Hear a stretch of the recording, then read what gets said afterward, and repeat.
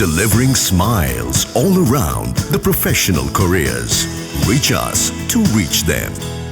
திருச்சியில் வந்து பரப்புரை மட்டும் இல்லாமல் இறங்கிட்டாரு. இல்லை அவர் இறங்குறது மக்கள் கிட்ட போகிறத நான் விரும்புகிறேன். இறங்கி மக்கள் கிட்ட போ. நீங்கள் வேற ஒரு உயரத்தில் இருக்கிறதா நினைக்காதீங்க சார். அவருக்கு வந்து அனுமதி மறுக்கப்படுறதோ இல்லை அவர் போகிற இடங்களில் சிக்கல் ஏற்படுத்துறதோ அவர் ஒரு குற்றச்சாட்டை வைக்கிறார். அதான் இல்லை, யார் சிக்கலை ஏற்படுத்துறது? ஒரு ரசிகன் தானே, ஒரு ரசிகன் தானே பெர்மிஷன் கொடுக்கல அப்படின்றாங்க.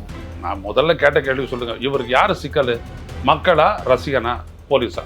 எம்ஜிஆர் எல்லாம் நல்ல சண்டை கண்டெல்லாம் பண்ணுறவர், அப்படியேப்பட்ட ஆடு. அவர் இப்படி தான் நடப்பார்.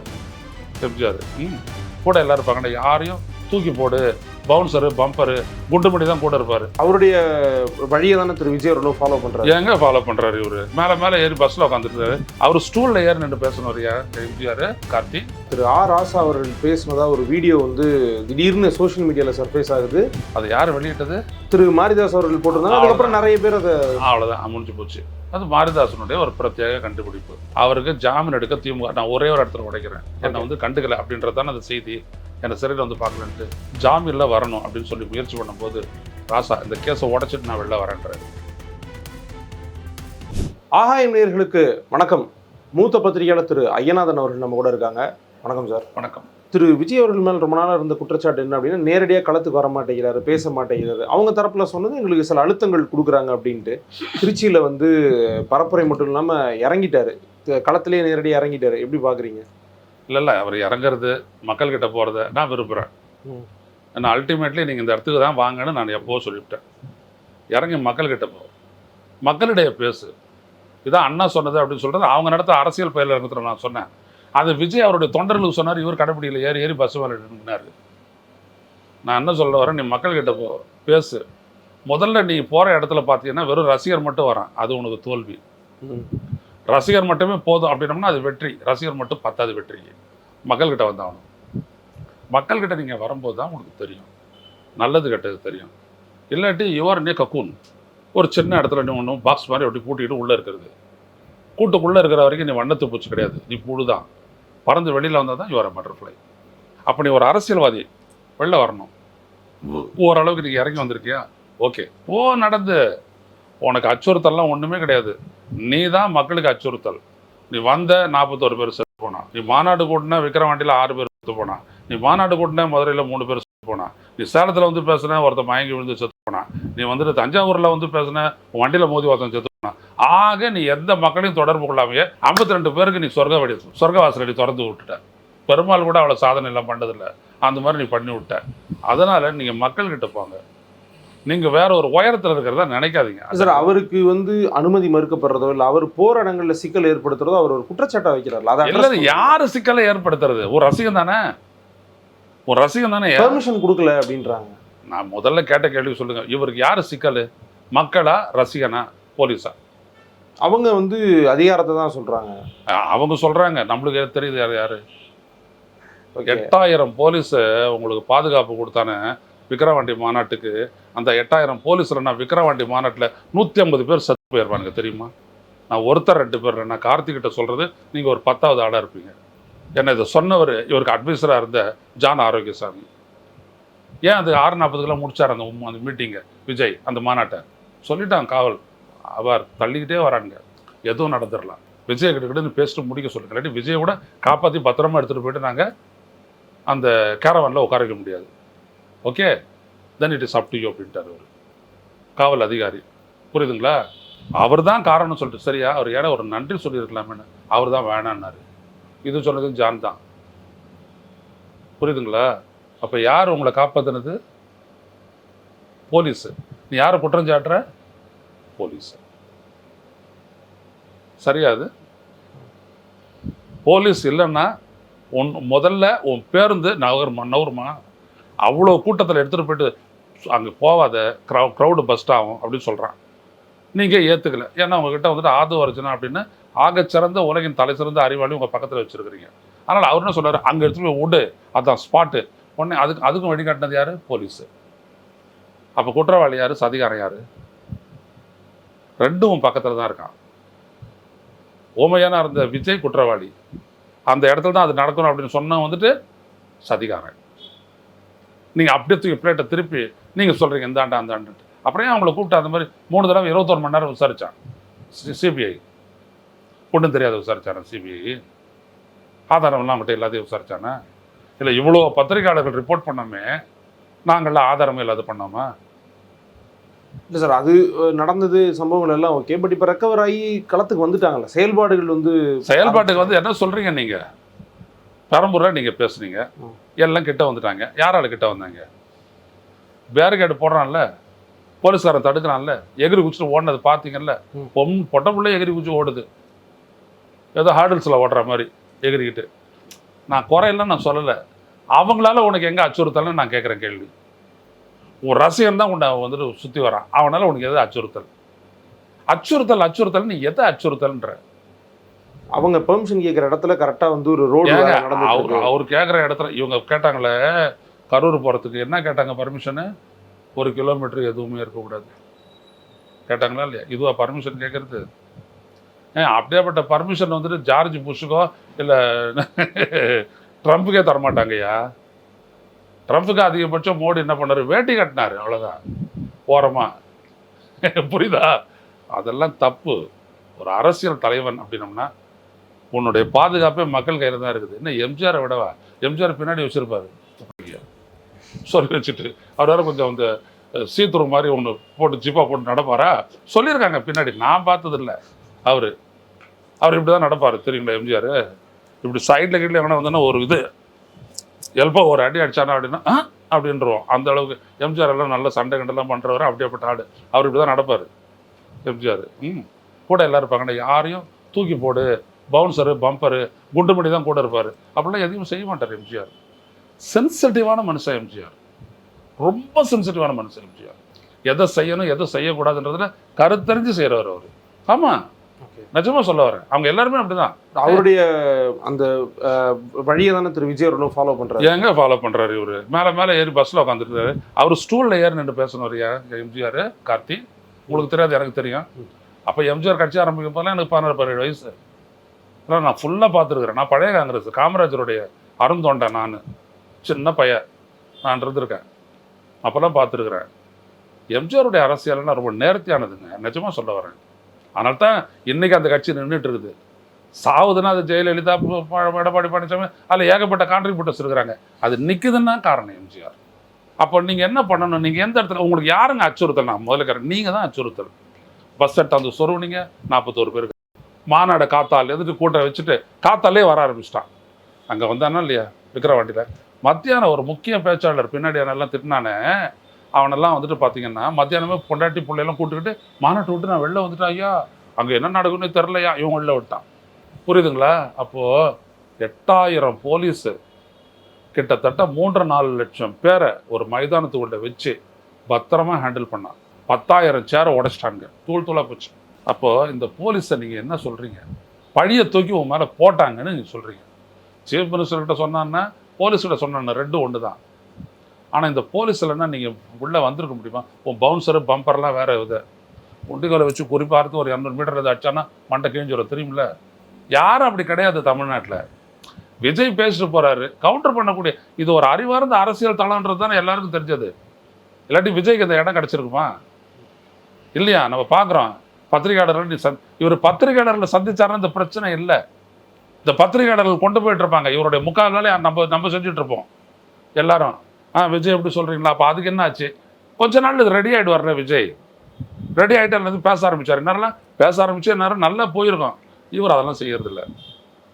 நீ கல்ட்டு ஜான் ஆரோக்கியசாமி என்ன சொல்கிறேன்னா அதான் உங்களுக்கு தெய்வ வாக்கு.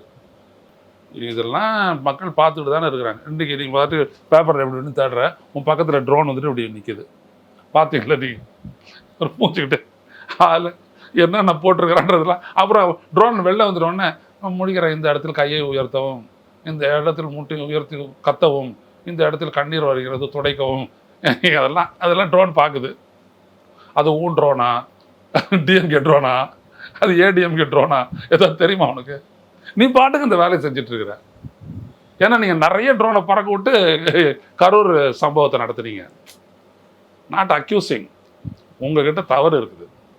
அது என்ன அப்படின்னம்னா எ பர்செப்ஷனல் ஃப்ளா.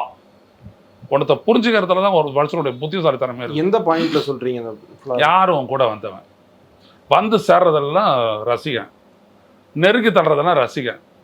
நீங்கள் கண்ட்ரோல் பண்ணீங்கன்னா நான் தான் இங்கே வந்துட்டேன்னே, எதுக்கு தள்ளுறீங்க நண்பா நண்பி, கொஞ்சம் தள்ளி நில்லு, போலீஸ்காரர் ஒத்துழைப்பு போடு, 4 இடத்துல சொன்னீங்கன்னா 5வது மணி பேசாம சார். அவர் ஆனா பல இடத்துல சொல்லி பார்த்துட்டாரு சார். இல்ல பல இடத்துலலாம் சொல்ல, சில இடத்துல இவர் முதல்ல இறங்கு இறங்கு இறங்கு, இல்லை நீ கெஸ்கூட்டா தான் இறங்குவேன் அப்படின்னு சொல்றதுக்கே வந்துட்டு கரூருக்கு அப்புறம் தான் அவர் சொன்னார். கரூருக்கு முன்னாடி சொல்ல, அதுக்கு முன்னாடிலாம் பொஸ்ஸான சொல்லுவார், இறங்குப்பா, டிரான்ஸ்ஃபர்ப்பா, மைக் செட்டுப்பா அப்படின்னு எல்லா இடத்துலையும் இந்த மாதிரி தொண்டை தண்ணி வத்த கத்துனது யாருன்னு பார்த்தீங்க அப்படின்னா புஷியானந்த் தான் கத்துவார். இவர் ஒன்றும் செய்ய மாட்டார். இவர் அப்படியே ஷூட்டிங் ஸ்பாட்டுக்கு மேலே அரசியல் மேடையும் ஷூட்டிங் ஸ்பாட்டும் விஜய்க்கு ஒன்று தாங்க. அதுதான் பெரிய மிஸ்டேக். 2 தொகுதி ஸ்ட்ராட்டஜியா இல்லைன்னா வந்து முன்னெச்சரிக்கையா? பலவீனம் தான், தெரியாது. அங்கே இல்லைனாலும் இங்கே, இங்கே இல்லைனாலும் அங்கே, அது யானை குதிரை ஓட்டை. பட் சார் இதுக்கு முன்னாடி சில ப்ராமினன்ட் லீடர்ஸ் அப்படி போட்டி போட்டிருக்காங்க. அதில் ஒன்றும் இவர் தான் நீங்கள் ப்ராமினன்ட் லீடரா முதல்ல, அப்புறம் நீங்கள் வாங்க. லீடர்லாம் இருக்கட்டும், ராஜீவ் காந்தி அங்கே போடுற, ராகுல் காந்தி அங்கே போடுறாரு இல்லையா, அங்கே ஒரு தொகுதி இங்கே ஒரு தொகுதி. ஆமாம், அங்கே தோத்துட்டாரு, இங்கே ஜெயிச்சு விட்டார் கேரளாவில். அதுக்கப்புறம் ஒரு தடவை 2 தடவை போட்டார், 2 ஜெயிச்சார். கேரளா விட்டு கொடுத்தாரு, பிரியங்கா காந்தி ஜெயிச்சாங்க. நீங்கள் அப்படியே பட்டவரா? இங்கே இதுக்கு நடுவில் 6000 கிலோமீட்டர் தூரமாக இருக்குது. எதுக்கு இதெல்லாம்? 2 இடத்துலையுமே கிறிஸ்டியன்ஸ் இருக்கிறான். Okay, ஜானுடைய calculation right. 2 இடத்துலையும் தொழிலாளியாக வெறும் கிறிஸ்டியனாக மட்டுமா இருக்கான், வெளியில் போய்ட்டு வேலை செய்கிறான், தொழிலாளியாக தான் இருக்கிறான். பெரம்பூரில் தொழிலாளர்கள் அதிகம், டவுன்ராடன் ஏழை எளிய மக்கள் அதிகம். அங்கெல்லாம் ஆர்டி சேகரில் உட்காந்துட்டு இருக்கிறான், நல்லா சப்பளங்கள் போட்டுக்கிட்டு. வீட்டுக்கு வீடு போய்ட்டு வேலை செய்யக்கூடிய கட்சிக்காரனை எப்படி நீ தோற்கடிப்ப? உன்னை பார்ப்பான், ரசிப்பான், எல்லாம் பண்ணுவான், ஓட்டு அங்கே தான் போடுவான். இதெல்லாம் அரசியலை நீங்கள் புரிஞ்சுக்கணும். தெரியாமல் போய்ட்டு கிறிஸ்டியன்னா நம்மளுக்கு ஓட்டு போடுவான், முஸ்லீம்னா நம்மளுக்கு ஓட்டு போடுவான், தாழ்த்தப்பட்டவனா நம்மளுக்கு ஓட்டு போடுவான், அப்படிலாம் எதுவுமே கிடையாது. அப்படிலாம் தமிழ்நாட்டில் இருந்திருந்தது அப்படின்னோம்னா இந்நேரத்துக்கு பலம் வாய்ந்த ஒரு கிறிஸ்தவ கட்சி ஒன்று இருக்கிறோம், பலம் வாய்ந்த ஒரு முஸ்லீம் கட்சிகள் இருக்கணும். ஏன் 2 சீட்டு 2 சீட்டு 1 சீட்டு 1 சீட்டுன்னு மொத்தம் 6 சீட்டு மட்டுமே ஸ்டாலின் கொடுப்பாரா? இங்கே ஒரு பவர்ஃபுல் முஸ்லீம் கட்சி இருக்குதுப்பா அப்படின்னா அவர் அவ்வளோ கொடுப்பாரு. தேமுதிக மாதிரி 2 மடங்கு சீட்டு கொடுப்பாரு. கொடுப்பாரா கொடுக்க மாட்டாரா? கண்டிப்பாக. அப்போ என்ன அர்த்தம்? இங்கே எல்லாருமே வேற மாதிரி கணக்கு போட்டு வேற மாதிரி தான் ஓட்டு போடுவான்றதுனால தானே அப்படி பண்ணுறாங்க. அப்படி பார்க்க போனால் இந்த 2 கட்சி தவிர ஒரு யாருமே ஒரு 20 சீட்டு மேலேயே வர்றது இல்லை. அதனால சொல்ல வரேன், நீங்கள் போடுற கணக்கெல்லாம் தப்பு. கணக்கு தான் உங்களை தவறாக வழி நடத்துது. இன்னைக்கு தான் விஜய் வந்துட்டு ரொம்ப நல்லா நடத்துறாரு. விஜய் இந்த நாள் உங்களுடைய வரலாற்றில் முக்கியத்துவம் வாய்ந்த நாள். ஏன்னா ஏதோ ஒரு பைக்கில் வந்து விழுந்துட்டாங்களாம், இறங்கி போயிட்டு அவர் எடுத்து விட்டு அனுப்புனாராம். இதுதான் விஜய் வேணும், இந்த மாதிரி செய்யுங்க, இறங்கி போங்க மக்கள் பற்றியில், கவலையே படாதீங்க. இது ஒரு இனிஷியேட்டிவ்னு எடுத்துக்கிட்டு அடுத்த ஒரு 20 நாளில் கொஞ்சம் பாசிட்டிவாக மாற்ற முடியுமா? அதெல்லாம் ஒன்றும் மாறாது, அவ்வளோ சீக்கிரத்துலலாம் மாறாது. எம்ஜிஆர் 20 வருஷத்தில் பில்ட் பண்ண விஷயத்த நீங்கள் வந்துட்டு ஒரு 20 நாளில் பண்ண முடியுமா சார்? பட் மக்கள் வந்து ஃபர்கிவிங்காக இருக்காங்க, அவர் அக்செப்ட் பண்ணிக்கிறாங்க, ஒரு மாற்றம் அவர் மூலம் வரும். அக்செப்ட் பண்ணிக்கிறது வேற, இவரை வச்சுக்கிட்டு நாடு மாறிடும் அப்படி நினைக்கிறது வேற. They must have to be fools to accept him for change. அது முடியாது. அது இவருக்கு என்ன தெரியும் முதல்ல சொல்லுங்க. கடிதம் எழுத தெரியல, 1.5 வருஷத்துக்கு முன்னாடி ரிட்டையர் ஆகி போட்டவனுடைய பேரை போட்டு உள்துறை செயலர்னு போடுறீங்க. எங்கேருந்து போட்டீங்க? உங்களுக்கு யார் சொன்னது? அப்படி யார் செக்ரட்டரின்றதுலாம் உங்களுக்கு தெரியுமான்னு? ஏதோ உங்களது 6 புண்ணாக்கில் ஏதோ ஒரு புண்ணாக்கு சொல்லிடுச்சு பல்லா பேரை போட்டு நீங்கள் போட்டீங்க. அவர் எப்போ போய்ட்டு மணிப்பூரில் உட்காந்துட்டாரு. இது என்ன பண்ணணும்? மினிஸ்ட்ரி ஆஃப் ஹோம் அஃபேர்ஸ் போட்டிங்கன்னா வரப்போகுது. யாரும் மினிஸ்ட்ரி, யார் செக்ரட்டரி, யார் டெப்டி செக்ரட்டரி, யார் ஜாயின்ட் செக்ரட்டரி, யார் அசிஸ்டன்ட் செக்ரட்டரி, எல்லாமே வரப்போகுது. உனக்கு என்ன குறை? Union secretary, union home secretary அப்படின்னு போட்டாலே டெல்லியில் அவங்ககிட்ட தான் போய் விட போகுது அந்த லெட்ரு இல்லையா? இல்லை ஃபேக்ஸு ஏதாவது ஒன்று பண்ணிட்டு போ. இதுவே தெரியலையே உங்களுக்கு எங்கே இந்த தப்பு நடக்குதுன்னு நீங்கள் பார்க்குறீங்க? பர்செப்ஷனல் பிளான்னு நான் ஆரம்பத்திலே சொன்னேன்னே, புரிஞ்சுக்கிறதுல இருக்கக்கூடிய குறைபாடு தான். இல்லை சார், திமுக தான் எங்களுக்கு வந்துட்டு பர்மிஷன் கொடுக்க மாட்டேங்குது. திமுக தான் எப்போ தேர்தல் அறிவித்து மாடல் கோட் ஆஃப் கான்டாக்ட் நடைமுறைக்கு வந்துச்சு, தேர்தல் ஆணையம் தான் எல்லாம் பண்ண போகுது. திமுகவை திட்டிகிட்டு இருக்கிறான்.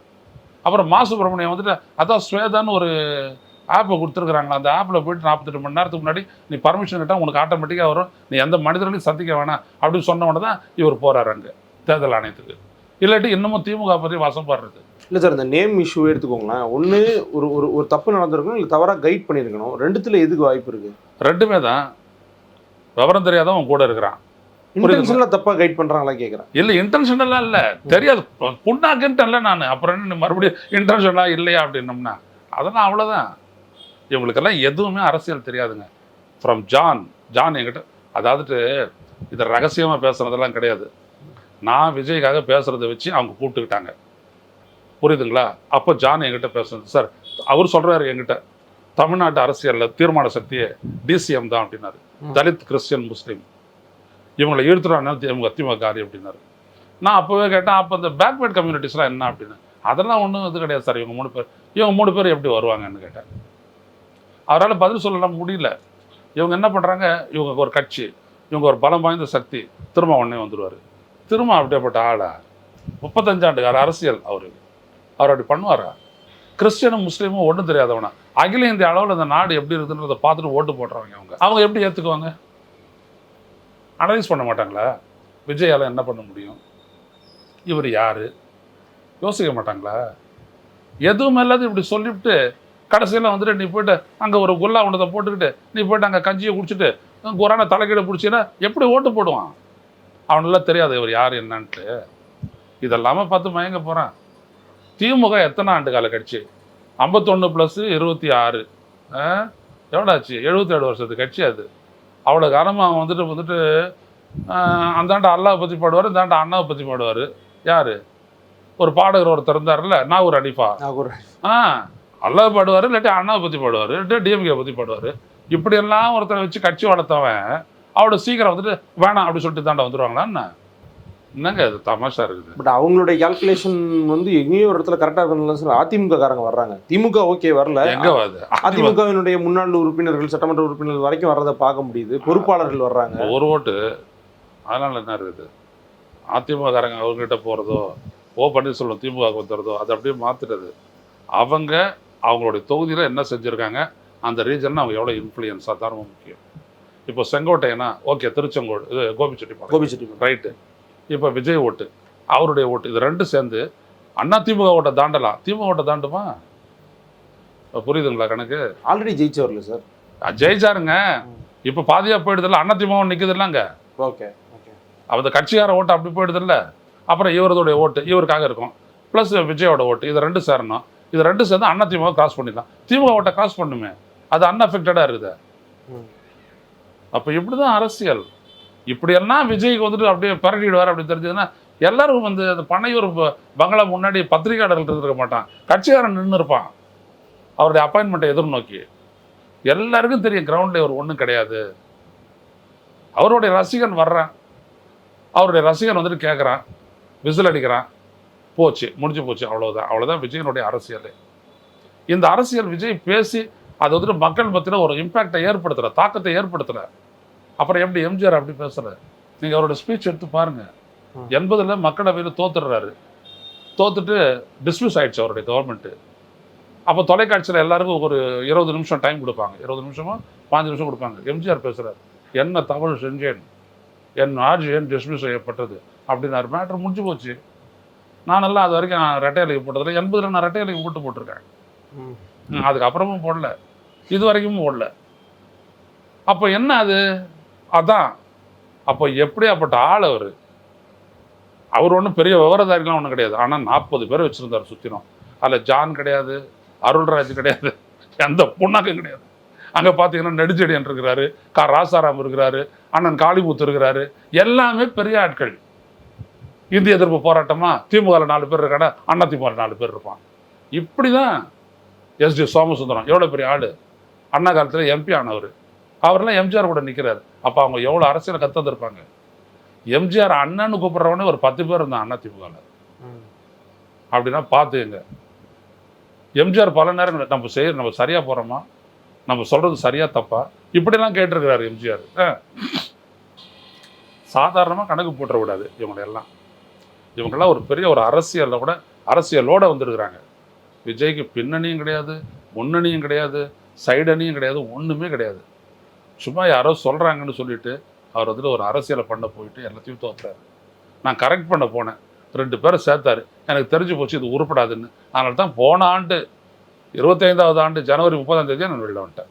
இறுதியாக ஒரு கேள்வி சார், என்னென்னா திரு ஆர் ராசா அவர்கள் பேசினதா ஒரு வீடியோ வந்து திடீர்னு சோஷியல் மீடியாவில் சர்ஃபேஸ் ஆகுது.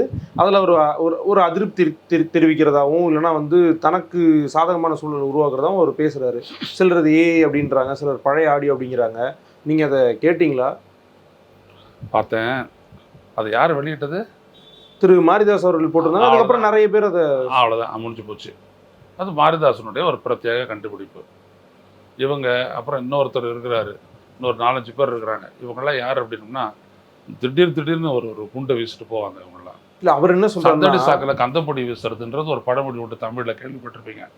போகிற போக்கில் அப்படியே ஒன்றத்தை கொளுத்தி போட்டு போயிட்டே இருப்பாங்க. இல்லை ஃபாலோட் பை இது மாரிதாஸ் அவர்களே என்ன போடுறாரு அப்படின்னா, சேலஞ்ச் பண்ணுங்க, என் மேலே ஒரு வழக்கு போடுங்க, நான் நிரூபிக்க தயார் அப்படிங்கிறாரு அவர். எப்படி நிரூபிப்பார்? இல்லை அவர் சொல்றாரு அதை, நான் டீமீன் பண்றேன், நீங்க வழக்கு போடுங்க அப்படிங்கிறாரு. எதுக்கு அதெல்லாம்? ஆர் ஆசா திராவிட முன்னேற்ற கழகத்தினுடைய துணை பொதுச் செயலாளர், அவர் எதுக்காக அப்படி பேசினாரு? அவருக்கு ஜாமீன் எடுக்க திமுக, நான் ஒரே ஒரு இடத்துல உடைக்கிறேன், என்னை வந்து கண்டுக்கல அப்படின்றது தானே அந்த செய்தி, என்னை சிறையில் வந்து பார்க்கலன்ட்டு ஜாமீனில் வரணும் அப்படின்னு சொல்லி முயற்சி பண்ணும்போது ராசா இந்த கேஸை உடைச்சிட்டு நான் வெளில வரேன்றாரு. அப்படிப்பட்டவர் இது சொல்லியிருப்பாரா? அவர் எப்படி பார்க்காத இருப்பாங்க? புரியுதுங்களா? காசெல்லாம் வாங்கினேன், அதெல்லாம் எடுத்துகிட்டு போயிட்டு கலைஞர் டிவிட்ட கொடுத்தா இதெல்லாம் என்ன கதை? எல்லாத்தையுமே தானே உடச்சி போட்டு அவன் வந்துட்டு இந்த கேஸே வந்துருச்சு. எழுதியிருக்கிறாரு பாருங்க, 2G அவிடும் உண்மைகள் ஆர் ஆசா. அதெல்லாம் புத்தகத்தை வெளியிட்டு தான் திமுகவில் இருக்கான். ஆர் ஆசானா ஒரு சாதாரண ஸ்டஃபெல்லாம் கிடையாது. அதனால் அவங்க என்ன பேசியிருப்பாங்க? பல்குரல் மன்னன் வந்துட்டு பழைய காலத்துலேருந்தே இருக்கிறாங்க பேசுறதுக்கெல்லாம். இந்த பிட்டெல்லாம் எடுத்து போட்டுக்கிட்டுலாம் கதை விடக்கூடாது. எடுக்கிறியா ஹலோ ராஜா அப்படின்றத ஆரம்பித்து ஃபுல்லாக விடு, 20 நிமிஷம் திடீர்னு எடுத்தோடனே என்ன வந்து பார்த்தாங்களா அப்படியே சொல்லுவார் அவர். ஃபுல் வீடியோ விடு மாரிதாஸ், ஃபுல்லாக விடு பார்ப்போம், அப்போ உங்கள் யோகியதை தெரியும் யாருன்ட்டு. நான் பார்ட்டாக வெளியிடுவேன், செலக்டிவாக வெளியிடுவேன். இந்த கதையெல்லாம் வேணாம். ஏமாறக்கூடியவங்க ராசாவும் கிடையாது, ஏமாறக்கூடியவங்க திமுகவும் கிடையாது. ரெண்டாவது விஷயம், அவங்களுக்கு எல்லாம் தெரியும் இந்த கட்சியை எப்படி கொண்டு போகணுன்ட்டு. அந்த ஆர் ராசா வந்துட்டு ஒரு சமூக உணர்வு உள்ள பிரஞ்சே உள்ளவர். அவர் எப்படி இந்த அரசியல் எடுத்துகிட்டு போகணுன்றது அவருக்கு தெரியும். எனவே இவங்கெல்லாம் சும்மா பேசிகிட்டு இருக்கிறாங்க. இது ஒரு ஒரு கருத்தை செலுத்தக்கூடிய அளவுக்கு முக்கியத்துவம் வாய்ந்ததில்லை. ஓகே சார், உங்களுடைய நேரத்துக்கும் கருத்துக்களும் ரொம்ப நன்றி sir. Delivering smiles all around the professional careers. Reach us to reach them.